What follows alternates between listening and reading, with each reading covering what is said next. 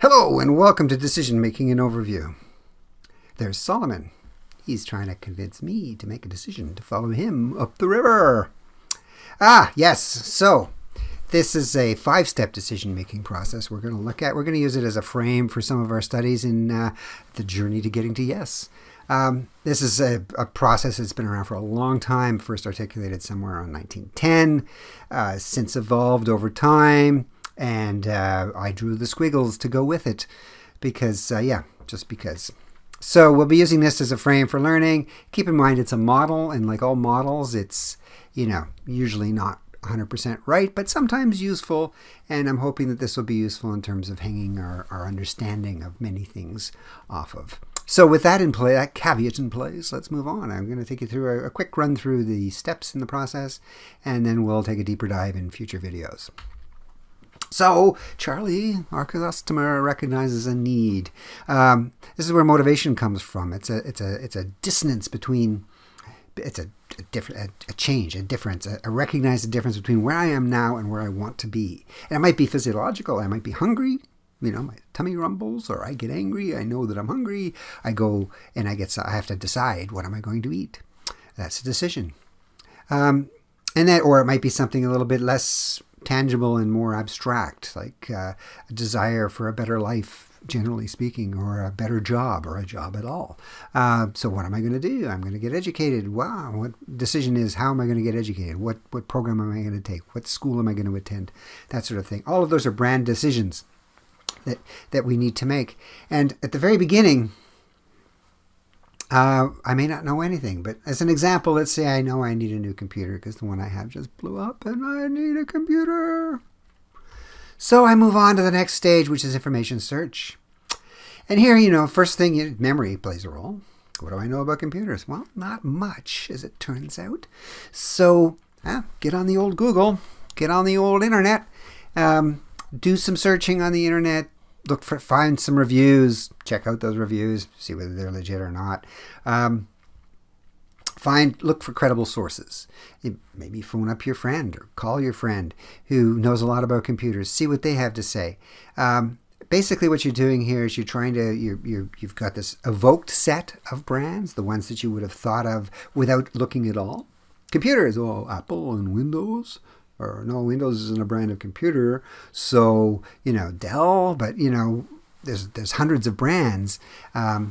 You have a few that you remember right off the bat. Those are called the evoked set, and they kind of kick off the information search. And in the information search, you're adding to that. Okay, moving on. You might advertising. You're very open to advertising in this information search phase because you are actively looking. So this is a great place for advertising to have a little bit of impact. After the information search, you now have a curated set of options, if you will, things that might fulfill your need. And you need to evaluate them in some way, shape, or form. Now, this could be a very involved process with checklists, or it might just be which one feels better? What do I feel like today? It'll depend on things like the cost and the affordability to you, the actual accessibility of it, how easy is it to get, quality, convenience, things like that. Compare some alternatives, do a little bit of thinking about it, and you will make a decision, which takes us to the next step. So you've made the decision or an intention to purchase a particular brand or to go down a particular route to fulfill your need. Now you actually have to do it. So that's why I split this into two. The first part is the intention, and the second part is the actual experience. So even with an intention, you may decide to hold off because the price is going to come down, so you're going to wait for a sale. Or you might go into a store and you see something else on sale that's just as good, or the salesperson talks to you and convinces you to purchase a different thing. Or you go online and you see, they're out of stock. So you pick something else. Lots of different reasons that you may not actually end up with the precise product that you decided on. And lots of influences there. So things like in-store advertising and moment of purchase play a significant role here. Anyway, at the end of this, you receive the product, you consume the product, and if needed, you have to dispose of the product. That's all encompassed in this one, in the experience part of this phase. Now we move on to the fifth step, which is what we call post-purchase evaluation. There's something called post-purchase dissonance we'll talk about, but which you don't want. So basically what's happening here is you're comparing your expectations of the experience with the actual experience of the product. And you learn something. So if you're satisfied, that's good. That was a good option. I enjoyed that falafel. I enjoyed my laptop that I purchased, or I didn't. It did not live up to expectations, which is a bad thing, something you do not want. You don't want your customers not enjoying their purchase experience, not enjoying the product. If the product doesn't fulfill the expectations, so remember, where did the expectations from? In part, you set those in the communications beforehand. So this is one of the reasons it's so important that you not exaggerate the expectations and get somebody to buy and then not be happy because they won't come back. Worse, not only will they not come back, they'll probably tell all their friends how horrible this is. So you do not want that. From a communications perspective in this phase, there may be things you can do, send them welcome letters, thank you letters, emails, messaging of some sort. Customer service can play a huge role here too as well.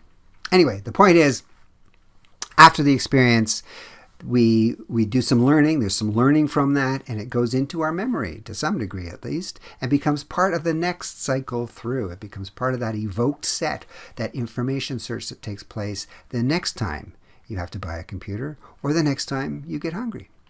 So there's your 5 steps. But it's not over. There's a bonus step.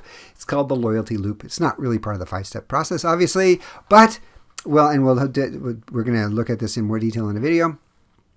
But we usually take shortcuts. We don't usually go through this full process. Sometimes we really abbreviate 1 or 2 steps. Sometimes we skip them all together. If I know that a falafel from Mama's Pizzeria, I know pizzerias may not sell falafels, but that doesn't matter. If I know that was really good last time I had it, and I'm hungry, I'm just going to skip the whole search. I'm not going to go browsing for things. I'm not going to go, do I want a pizza? Do I want chicken? Do I want Indian? No, I want that falafel because it worked. So there's no information search. There's no alternative search. I go right to decision. I order the thing. I consume it. I'm happy. So from a marketing perspective, that's where you want to be. You want your brand to be in that loyalty loop because that's magic. There's no competition there. Anyway, so that's our decision-making process. 5 steps plus the loyalty loop: need recognition, information search, evaluation of alternatives, decision and experience, and post-purchase evaluation. There you go. We'll take a deeper look at all of these in future videos. Thanks for watching. See you next time at Tom Teaches.